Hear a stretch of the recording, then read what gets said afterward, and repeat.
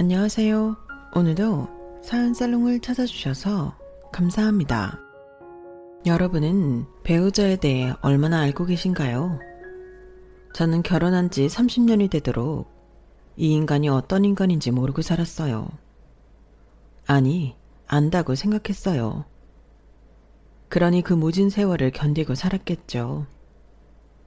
한 지붕 아래서 한 이불을 덮고 살았지만 이 인간이 얼마나 자신을 꽁꽁 숨기고 살았는지 저는 물론 딸아이도 이 인간의 이중적인 모습을 눈치채지 못한 채 살았네요. 결혼 30주년 기념일에 고작 10,000원짜리 팬티 3장 던져주는 남편이지만 그래도 우리 가족을 위해 헌신하고 사는 사람이라서 서운한 마음보다는 감사한 마음이 더 컸어요. 그런데 그런 제 가슴에 비수를 꼽을 줄 누가 알았겠어요. 사연을 적으려니 또다시 감정이 복받쳐 오르지만 최대한 감정을 추스르고 적어볼게요. 딸들은 배우자를 고를 때 자기 아빠와 비슷한 남자를 고르게 된다고 하잖아요. 저도 어느 정도는 그랬던 것 같아요. 제 친정아빠는 30년간 은행원으로 사셨어요. 지금이야 은행원이라고 하면 직업 좋다는 말들을 하지만 저희 아빠가 그 일을 시작할 때만 해도 박봉에 시달리는 그저 그런 직업에 불과했어요. 엄마는 늘 깨알같이 가계부를 적어가며 얼마 안 되는 남편 월급을 쪼개 살림을 살았고 은행에서 실적을 올려야 할 때면 사돈의 팔촌까지 전화를 돌려가며 남편을 위해 자존심을 팔아야 했어요. 그렇게라도 해서 남편 실적을 채울 수만 있다면 남한테 싫은 소리 듣는 것쯤이야 아무것도 아니라고 생각하셨죠. 영자야, 요즘 어떻게 지내니? 예, 너 또 부탁하려고 전화한 거지? 그런 거라면 길게 얘기 안 해도 돼. 나 아무것도 안 해줄 거니까. 너도 참 뻔뻔하다. 몇 년 전에 적금도 들어줬잖아. 한번 해줬으면 됐지. 어쩜 매번 전화해서 사람을 이렇게 귀찮게 하니? 네 남편만 실적 내야 한다니? 동창들이 다들 그러더라. 너한테 전화 오면 덜컥 겁부터 난다고. 이번엔 또 뭘 부탁하려고 그러나. 그 생각부터 든다고 말이야. 오죽하면 친구들이 이러겠니? 왜 이렇게 주변 사람을 힘들게 하냐고. 암튼 우리도 요즘 힘들어서 네 부탁 들어줄 여력 없어. 그리고 말인데 앞으로 너한테 이런 전화 안 받았으면 좋겠다. 우리 당분간 연락하지 말자. 서운해도 할 수 없어. 나도 오죽하면 이러겠니. 그럼 끊는다. 20년 지기 친구도 적금 하나에 떠나보내고 그날 밤 엄마는 주방에서 설거지를 하며 개수대에 눈물을 흘려보냈어요. 부탁을 거절하는 친구한테 서운해서가 아니에요. 이렇게 살 수밖에 없는 자신이 한심해서 그랬던 거죠. 언젠가 엄마가 그러시더라고요. 네 아빠가 은행원으로 30년 사는 동안 떨어져 나간 내 친구가 몇 명인지 아니? 아니지. 몇 명이 남았는지 세는 게 빠르겠다. 중학교, 고등학교 그 많던 친구들 다 떨어져 나가고 아직까지 연락하는 건 정숙이 하나뿐이야. 너도 알지? 미국에서 살다가 몇 년 전에 한국 들어온 엄마 친구 정숙이. 걔도 한국 떠나 살아서 아직 연락하고 지내는 거지? 안 그랬으면 진작 연락 끊겼을 거야. 난 지금도 은행에 일 보러 갈 때마다 창구에 앉아있는 은행원을 보면 그렇게 안쓰러울 수가 없어. 그러니까 넌 절대 은행원이랑 결혼하면 안 된다. 그랬단 봐. 내가 아주 도시락 싸들고 다니면서 말릴 테니까. 아빠는 30년을 은행원으로 살았지만 그 마지막은 정말 너무도 초라했어요. 한 분야에서 30년을 근속했으면 상장은 아니어도 수고했다는 말 한마디쯤은 해줄 수 있는 거잖아요. 하지만 은행은 그런 말은커녕 저희 아빠한테 씻을 수 없는 모욕감을 주고 비참하게 내쫓았어요. 정리해고 대상에 올랐지만 제가 결혼을 앞두고 있던 터라 아빠는 어떻게든 책상을 지키려고 하셨고 은행은 그런 아빠를 무슨 수를 써서라도 내쫓으려 했거든요. 그래도 한때 촉망받던 은행원이었는데 정리해고 대상자에 오르자마자 하루아침에 업무에서 배제되고 책상도 구석자리도 내던져졌어요. 어제까지도 퇴근길에 같이 술잔을 기울이고 점심도 함께 먹던 동료들은 아빠를 투명인간 취급을 하기 시작했고요. 아빠를 따르던 후배 하나는 퇴근길에 몰래 저희 아빠를 따라와 이런 말을 하더래요. 선배님, 그만하세요. 너무 추하잖아요. 어차피 명단에 오른 이상 아무리 버티셔도 나가게 돼 있어요. 더 더러운 꼴 보기 전에 선배님 발로 나가세요. 존경했던 선배님이 더 망가지는 모습 정말 보기 힘들어요. 그날 밤 아빠는 살면서 처음으로 술에 취해 인사불성이 돼서 집에 들어오셨어요. 그리고는 엄마를 끌어안고 아이처럼 펑펑 우셨죠. 경야, 미안하다. 내가 이 정도밖에 안 되는 놈이라서 정말 미안해. 어떻게든 버티려고 했는데 상철이 녀석까지 나보고 나가라고 하니까 도저히 버틸 힘이 안 생긴다. 우리 아름이 결혼식 때까지만 자리 지켜보려고 했는데 더는 못하겠어. 미안하다. 미안해. 아내의 품에 안겨 엉엉 울던 아빠는 울다 지쳐 그대로 잠이 드셨어요. 다음날 아침 술을 얼마나 드셨는지 아빠는 지나밤 일을 하나도 기억하지 못하셨어요. 그래서 그날의 일은 꽁꽁 봉이 난 채 엄마와 제 가슴속에 깊게 묻어버렸죠. 평소처럼 아침을 준비하던 엄마는 이전과 달리 밝은 모습으로 아빠한테 그러셨어요. 여보, 오늘 은행 가서 사표 내고 와. 그냥 곱게 주지 말고 지점장 면상에 보란듯이 내던지고 오라고. 지가 누구 덕에 지점장까지 올라갔는데 지가 싼 똥 당신이 치워준 게 한두 번이야? 그래놓곤 승진 기회마다 엉뚱한 놈들만 밀어주고 내가 앞으론 땡땡은행 방향으론 오줌도 안 쌀 거야.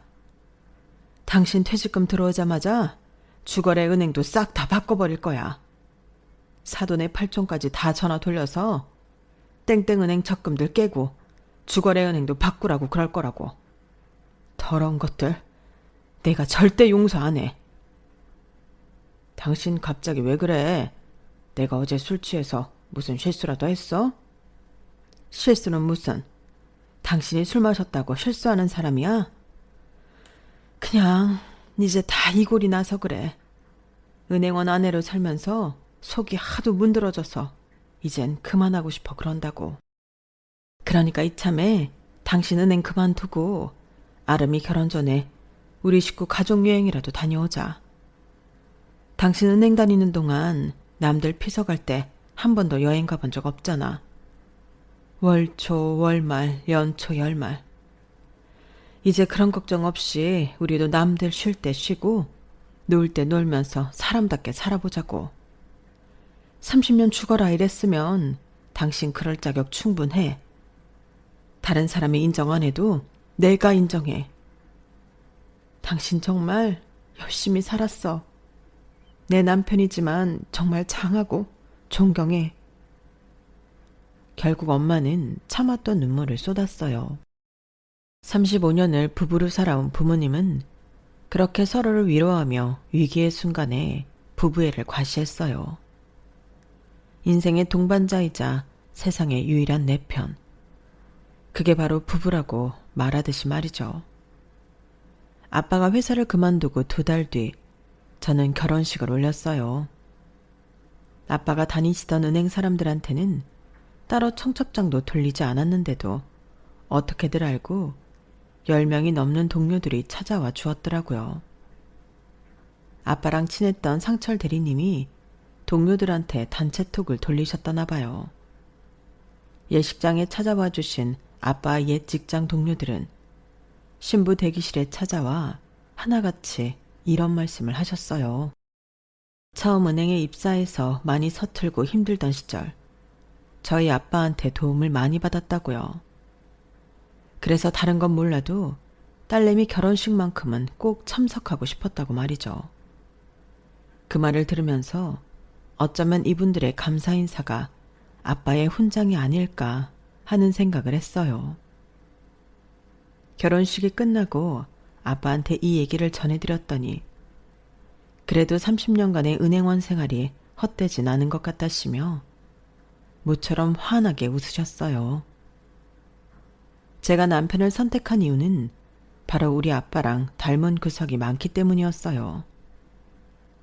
솔직히 융통성은 좀 떨어지고 인물도 그리 뛰어나지 않지만 뚝심도 있고 자기 일에 최선을 다하는 성실한 사람이었거든요.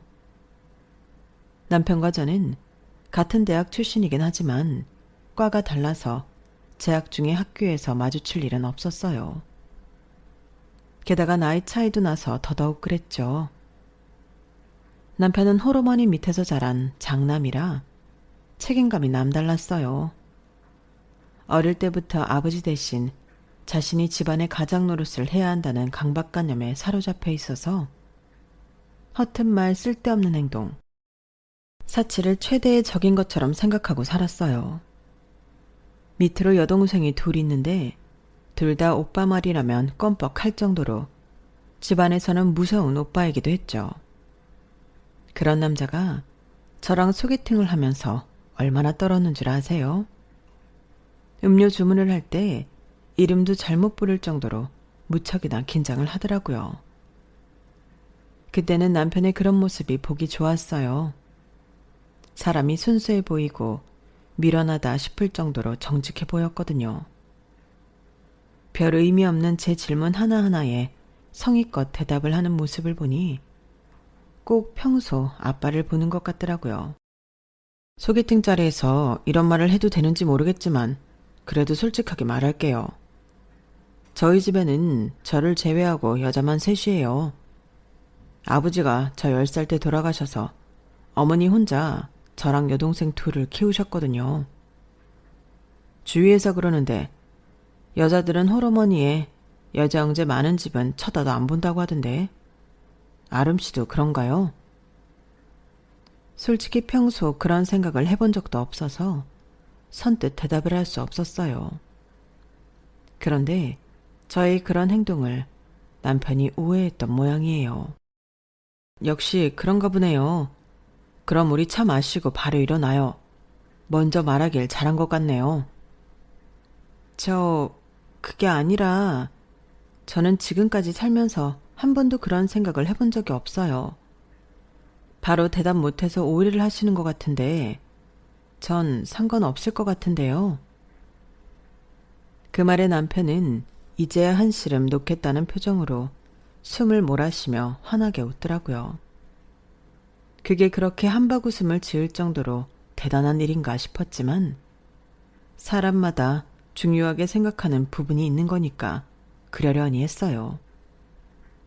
대학을 졸업하고 바로 7급 공무원 시험에 합격한 남편은 정부 세종청사에서 근무하고 있었어요.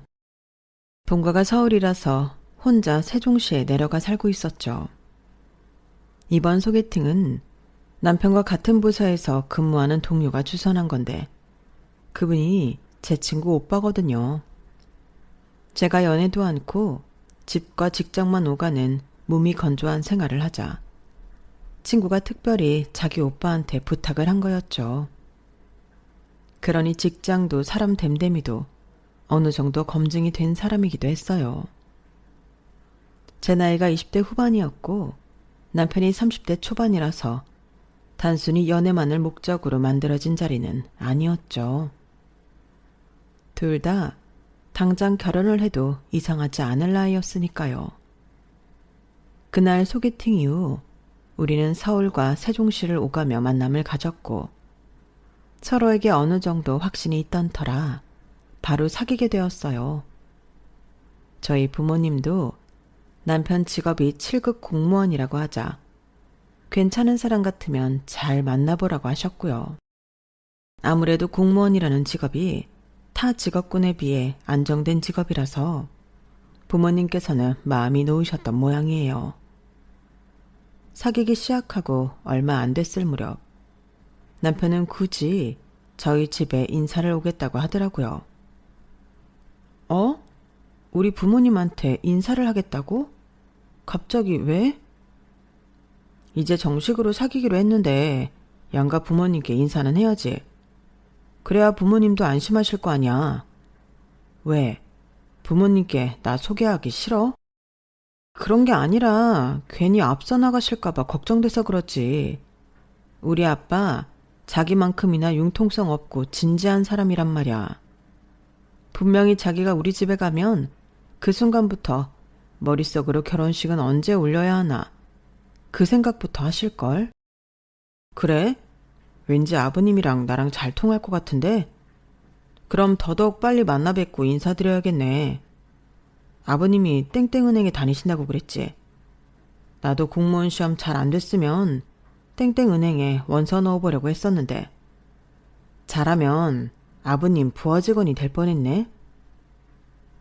남편은 벌써부터 저희 아빠랑 뭔가 통하는 것처럼 친근하게 느끼는 것 같았어요. 저희 아빠도 그렇고 남편도 그렇고 솔직히 직장 안에서 그리 호감형은 아니거든요. 일은 잘하지만 융통성이 없고 너무 원리 원칙주의라서 곁에 있는 사람들이 많이 답답해하고 불편해하는 타입이니까요. 그런 두 사람이 만나게 된다니 솔직히 저도 조금은 기대가 되더라고요. 서로를 보면 마치 거울 치료를 하는 것 같은 기분이 들지 않을까 하는 생각도 들었고요. 부모님께 남자친구가 인사를 드리고 싶어 한다고 하자 무척이나 반기셨어요. 특히 저희 아빠가 무척이나 흡족해 하셨죠. 인사를 오겠다는 건 그만큼 자기 자신한테 자신도 있고 교제를 하는 데 있어 가벼운 마음은 아니라는 의미 아니겠니? 젊은 사람이 생각이 참 반듯하네. 그래, 쇳불도 당김에 빼라고 당장 이번 주에 오라고 그래.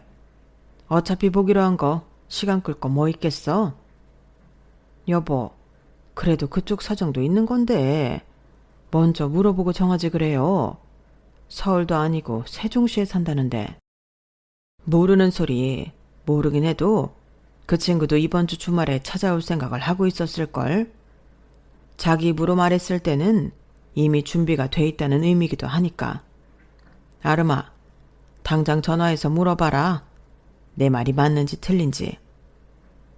아빠는 모처럼 신이 나서는 싱글벙글 하셨어요. 방에 들어와 남편한테 전화를 했더니 대뜸 이번 주말에 가도 되냐고 그러는 거 있죠. 누가 닮은 꽃 아니랄까봐 생각하는 것도 두 사람이 똑같더라고요.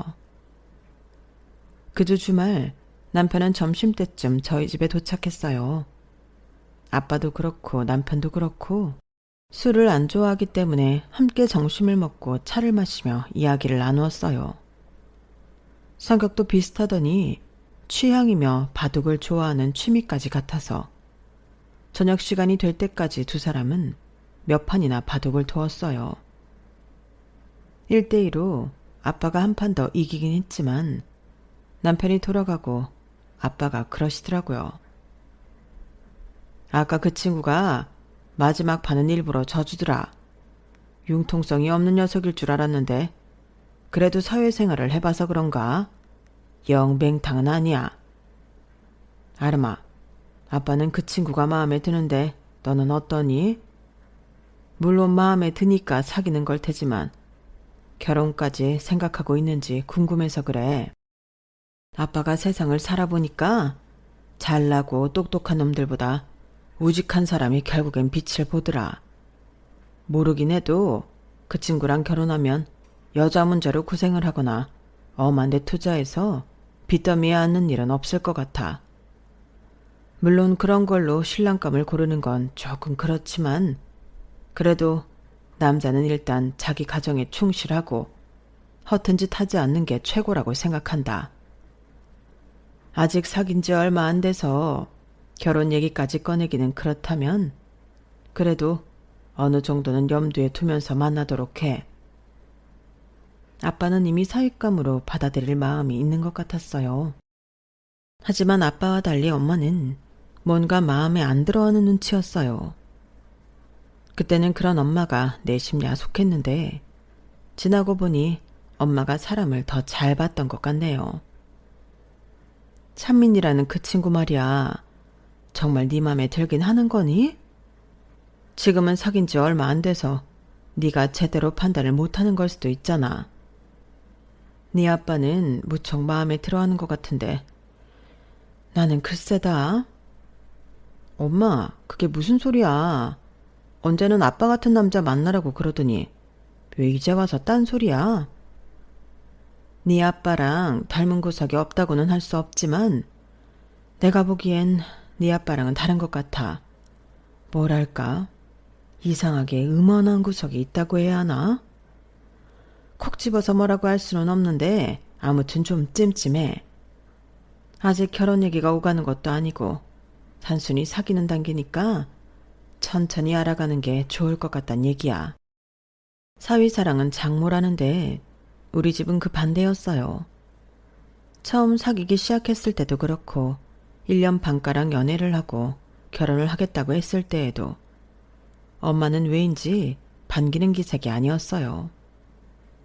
뭐가 그렇게 싫으냐고 물으면 정확히 대답을 하지도 못하면서도 그냥 감이 안 좋다는 말만 되풀이하셨어요. 하지만 저랑 아빠가 결혼을 밀어붙이는 바람에 엄마 의견은 밀리고 말았어요. 앞에서 말했듯이 제 결혼을 앞두고 아빠가 정리해고 대상에 오르면서 아빠 걱정을 하느라 제 결혼에 소홀할 수밖에 없었던 것도 이유라면 이유일 거예요. 아빠는 제 결혼식 때 이미 퇴사를 한 상황이었지만 제 남편한테는 굳이 알리지 않았어요. 솔직히 말하자면 일부러 알리지 않은 거죠. 말한다고 달라질 것도 없을 뿐더러 괜히 사위한테 장인으로서 체면이 깎이는 일이기도 하니까요. 하지만 세상에 비밀은 없다고 언제까지고 아빠의 퇴사를 감출 수는 없었어요. 문제는 하필 가장 안 좋은 순간에 남편한테 걸려버렸다는 거였죠. 제 결혼식을 치를 때까지도 재취업을 하지 못한 아빠는 국려지책으로 친구분이 하는 세차장에서 아르바이트를 하셨는데 업무차 서울에 교육을 받으러 왔던 제 남편과 마주치게 되었거든요. 장인어른, 아니 이 시간에 여기서 뭐 하시는 거예요?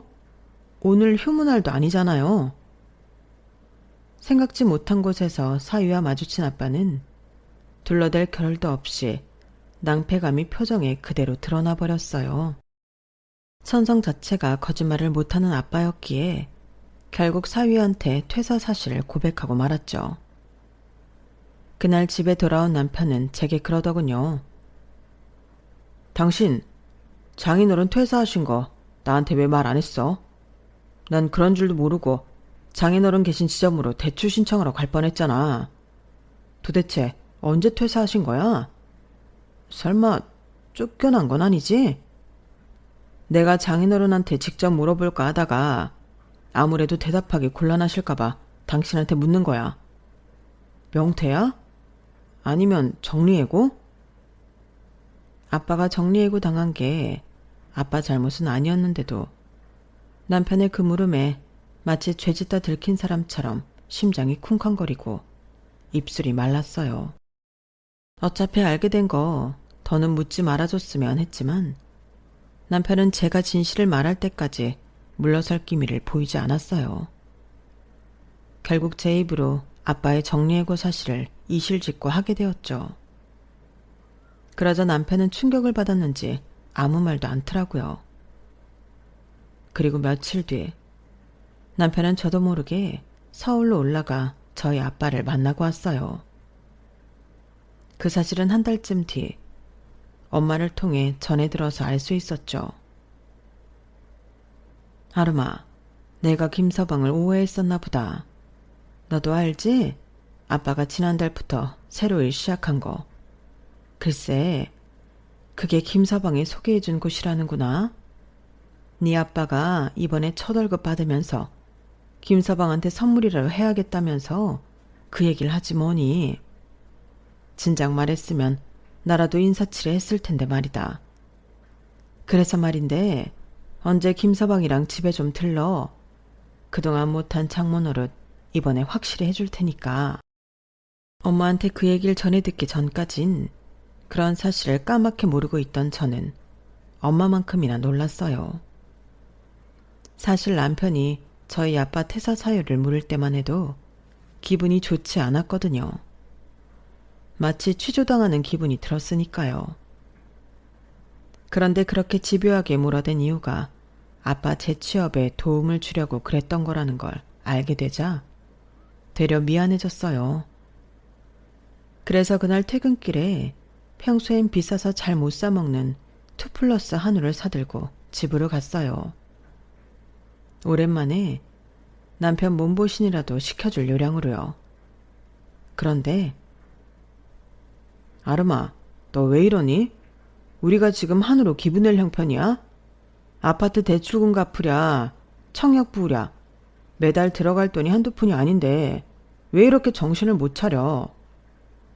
장인어른 취직시켜드린 일로 이러는 거라면 나 이런 거 안 받아도 돼. 뭐 바라고 한 일 아니니까. 알았어. 다시는 안 그럴게. 그래도 기왕 사온 거니까 오늘은 맛있게 먹자. 이거 생활비에서 산 거 아니고 내가 번 부수입으로 산 거란 말이야. 그러니까 화는 그만 내세요. 그간 남편한테는 말은 안 했지만 아빠가 실직을 하신 이후 저는 퇴근 후에 투잡을 뛰었어요. 사실 거창하게 투잡이라고 할 것도 없는 간단한 문서 작업 일이었지만 그래도 직업 외에 수입을 창출하는 일이니까 투잡은 투잡인 셈이었어요.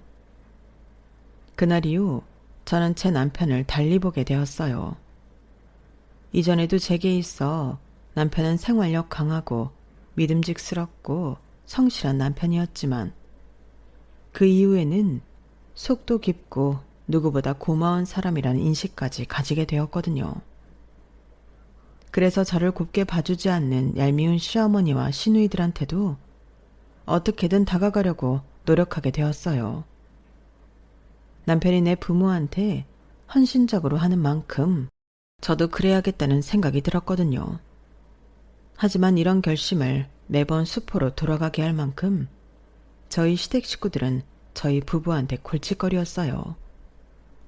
어머님은 벌이는 얼마 안 되시면서 남들 하는 건 다 하고 살고 싶어 하는 분이셨고 두 시누이는 일 안 하고 돈 많은 남자 몰아서 인생 역전하는 게 지상 최대의 과제인 것처럼 생각하는 사람들이었거든요. 저런 집에서 어떻게 내 남편 같은 사람이 나왔을까 의아할 정도로 남편과는 완전 다른 사람들이었죠. 이날 이때까지 저희가 물어드린 어머님 카드값이 얼마인지 모를 정도로 어머님은 뒷일은 생각도 않고 일단 저지르곤 하셨어요. 한 번은 이런 일도 있었어요. 제가 딸아이를 낳고 친정에서 산후조리를 하다가 집에 돌아가 봤더니 거실 한 구석에 못 보던 물건이 박스채 쌓여 있더라고요. 짐을 가지고 오느라 뒤늦게 현관에 들어서 남편한테 이게 뭐냐고 물었더니 그 얘긴 나중에 하자. 우리 채연이가 난생 처음 집에 온 날인데 골치 아픈 일로 기분 상하고 싶지 않거든. 일단 채연이 데리고 안방으로 들어가. 내가 청소 싹 해놓고 가습기까지 사다가 세팅해 놨으니까. 남편은 제 손을 잡아 끌며 안방으로 데리고 갔어요. 남편의 이런 반응 때문에 저는 더 그 물건들에 신경이 쓰이게 됐죠. 그래서 그냥 말해보라고 목소리를 높였더니 글쎄 뭘 하는지 아세요? 어머니가 다단계에 걸려서 물건을 좀 사들이셨어. 옥장판이라고 하는데 박스를 풀어보니까 돈을 줘도 안 가져갈 정도로 처참한 물건이더라고.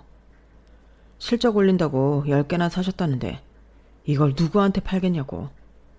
내가 가져가서 반품해보려고 했는데 반품 불가상품이라고 안 된다고 그러잖아. 뭐? 그럼 어떡해? 그래도 너무 걱정하지 마. 내가 소비자보호센터랑 관련 부처에 도움을 청해놨으니 곧 해결될 거야. 남편이 공무원이라는 사실 때문이었을까요? 사실 그렇게 큰 걱정은 하지 않았어요. 이후 남편한테 일의 진행을 물었더니 잘 됐다고 했고 저도 그렇게 알고 있었죠. 그런데 신우이가 전화해 대뜸 그러지 뭐예요. 언니, 이번에 언니 달리 봤어요. 난 언니 성격에 이혼한다고 난리칠 줄 알았는데 어떻게 그걸 참아요? 사실 말이 났으니 말이지 이날 이때까지 오빠가 엄마 때문에 돈 날린 게 한두 번이 아니거든요. 오빠야 자식이니까 그러려니 하지만 언니는 따지고 보면 남인데 그걸 참아주다니 정말 대단해요. 이번에도 좀 심하긴 했죠? 800이 누구 집 개 이름도 아니고. 아가씨, 그게 무슨 소리예요? 내가 참은 건 뭐고 800은 또 뭐예요? 그러자 수화기 너머로 들리던 신우의 목소리가 일순 잠잠해졌어요. 혹시 그거 옥장판이라고 얘기하는 거예요? 그거라면 그이가 잘 처리됐다고 했는데 아닌가요? 그러자 신우이는 짜증을 확 내더니 그러는 거예요. 아이씨, 뭐야. 잘 됐다더니 말 안 한 거였어? 언니, 이 얘기 나한테 들은 건 비밀로 해야 돼요. 알았죠? 실은 그 돈 오빠가 대신 물어줬어요. 엄마가 잘못한 건 사실이지만 그렇다고 자식이 돼서는 부모를 신용불량자 만들 수는 없잖아요. 그러니까 잘 됐다는 남편의 말은 시어머니 일을 우리 돈으로 잘 처리했다는 얘기였던 거예요. 그날 밤 퇴근하고 돌아온 남편한테 그 일을 따졌더니 대뜸 그러더라고요. 당신 출산하고 얼마 안 돼서 힘들 텐데 이런 일로 힘들게 하고 싶지는 않았어. 나도 잘 처리될 줄 알았는데 이게 그렇게 간단한 일이 아니더라고. 업주는 이미 사업 철수하고 해외로 뜬 뒤라서 보상받기 힘든다는 얘기를 들었거든. 그래도 경찰에 신고를 해뒀으니까 업주가 차후에라도 입국하면 바로 잡을 수 있을 거야. 여보, 우리 돈 800이 어떻게 안 돼. 그러니까 나 믿고 조금만 기다려줘. 알았어. 암튼 업주가 한국에 입국하면 그때는 돈 받을 수 있긴 한 거지?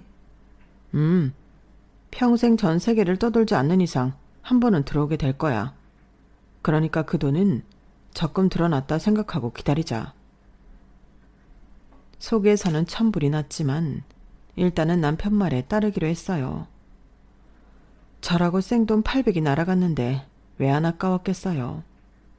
그 돈은 남편 혼자 번 돈도 아니고 임신 8개월까지 직장생활 해가며 저도 함께 모은 돈인걸요. 며칠 뒤 친정엄마가 반찬을 싸들고 집에 오셨길래 그 얘기를 했더니 엄마가 그러시는 거예요. 그래도 김서방한테 너무 뭐라고 하지는 말아라. 너도 너지만 본인 속은 오죽하겠니? 네 시어머니는 밉지만 그래도 김서방 생각하면 참아야지 어쩌겠어. 네 아빠 은행에서 나오고 지금 회사에 들어갈 수 있었던 건 누가 뭐래도 김서방 덕분 아니니? 그 덕에 너도 우리 걱정 안 하고 살 수 있는 거고. 일단 김서방 말대로 돈 묻어뒀다 생각하고 잊어. 그게 편해.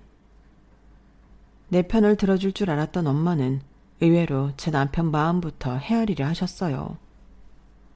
아빠가 사위 덕에 재취업을 하신 뒤로는 늘 이런 식이었죠.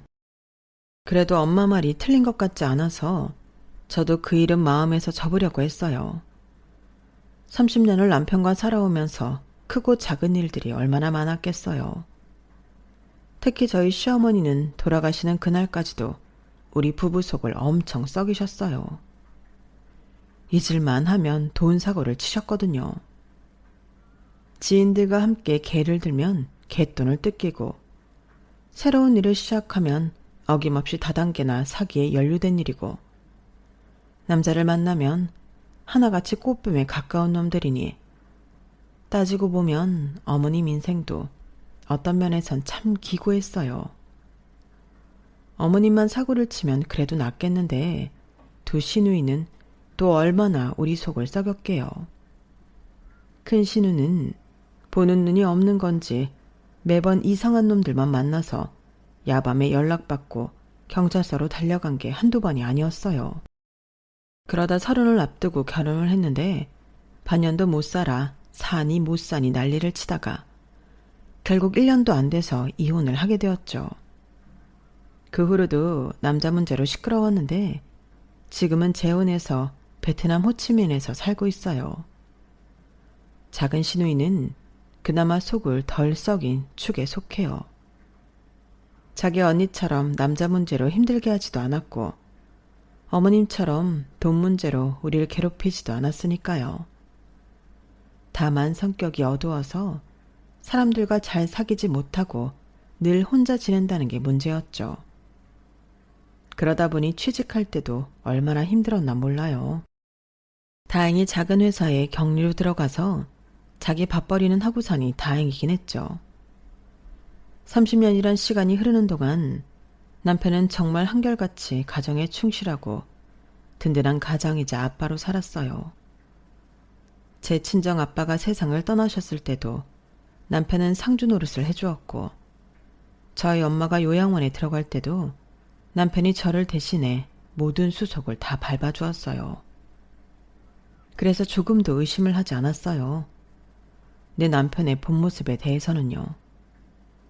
남편과 살면서 특별히 기념일을 챙기고 산 적은 없었어요.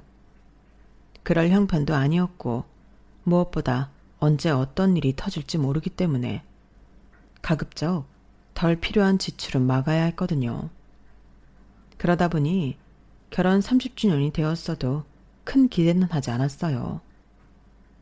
남편 선물로 구두를 준비하긴 했지만 어디까지나 겸사겸사였어요. 구두가 낡아서 사야 했고 마침 결혼 30주년 기념일이 가까워서 날을 맞춰 전해주는 것뿐이었죠. 그러니 남편한테 선물 받을 생각은 애초에 하지도 않았어요.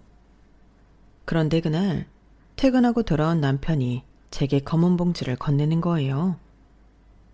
그래도 명색이 결혼 30주년인데 그냥 넘어갈 수가 있어야지.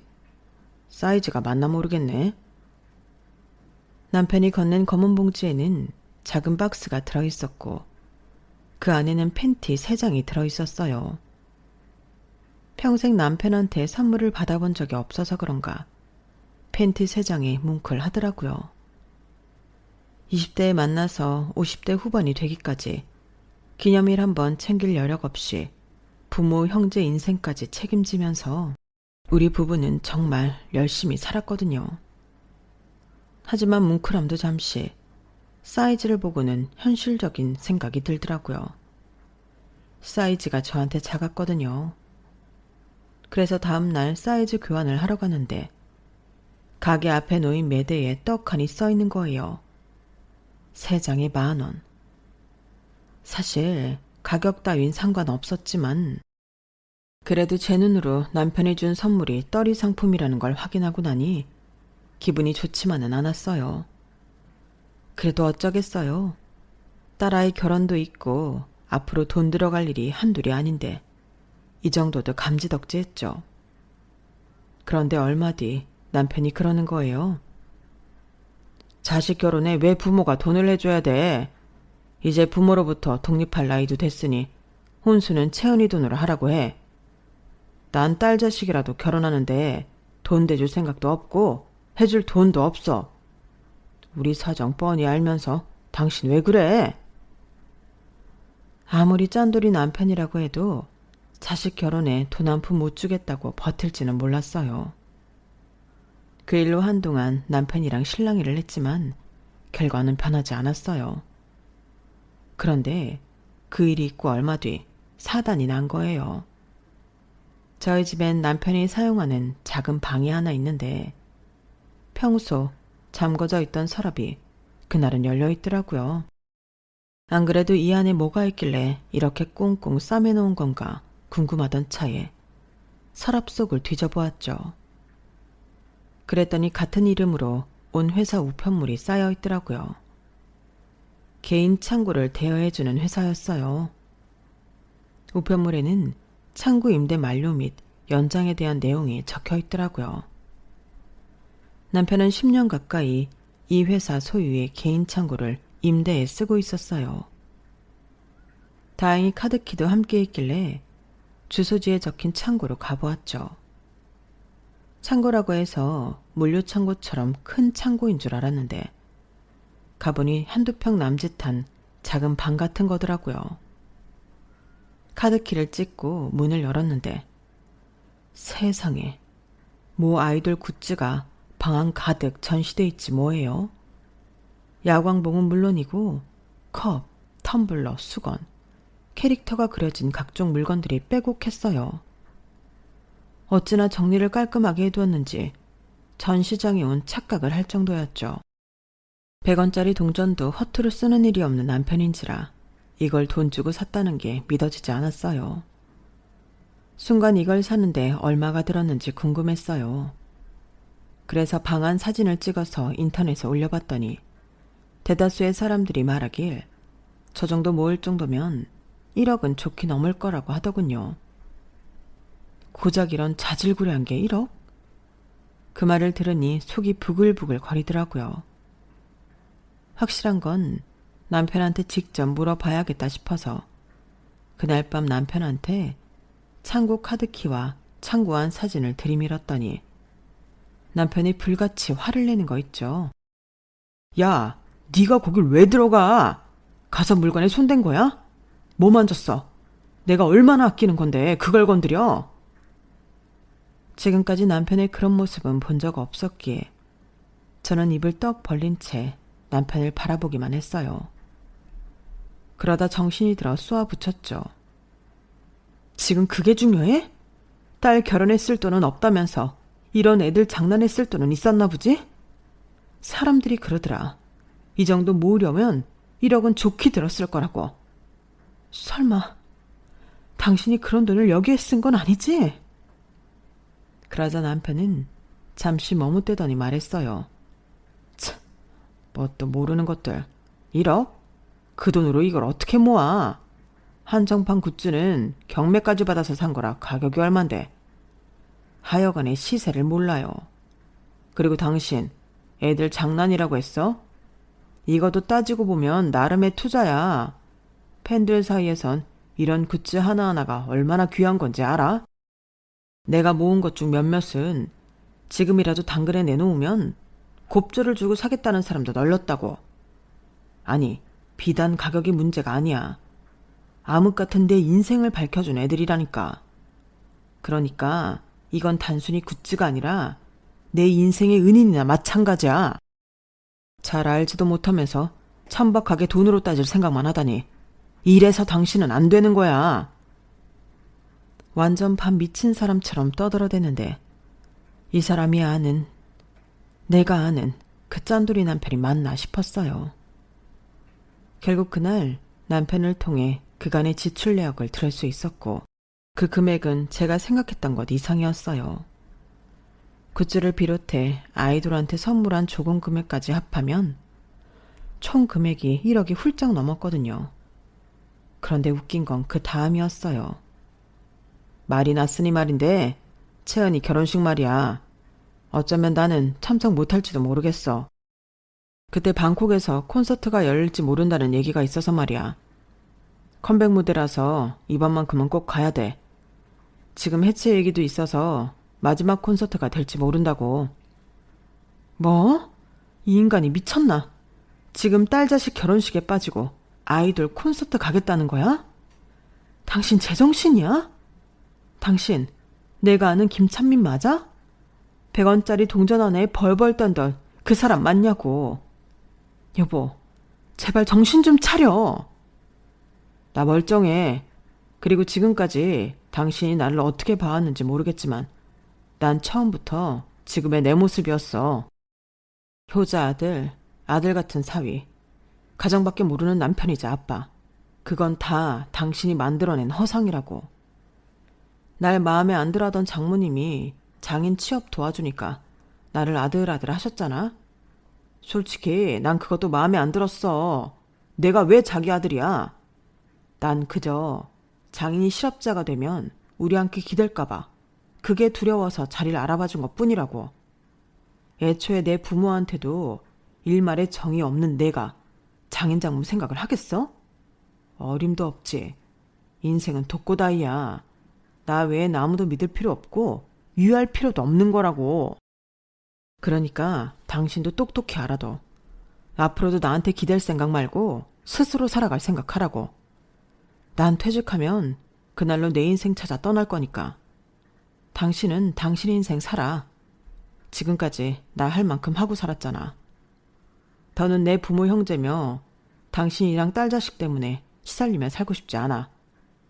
퇴직하면 매달 나오는 연금으로 내가 좋아하는 아이돌 덕질도 실컷 하고 먹고 싶을 때 먹고 자고 싶을 때 자면서 내 마음대로 살 거라고.